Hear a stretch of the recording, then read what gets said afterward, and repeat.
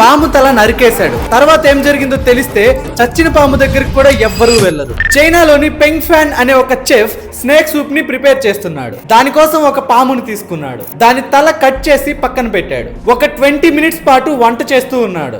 Soup ready అయింది. Clean చేయడానికి ఆ తలని చేత్తో పట్టుకున్నాడు. వెంటనే ఆ తల అతని చేతిని కాటేసింది. మెడికల్ హెల్ప్ వచ్చేలోపు అతను చచ్చిన ఆ పాము చేతిలో చనిపోయాడు. అది మామూలు తల కాదు, ఇండో చైనీస్ స్పిట్టింగ్ కోబ్రా తల.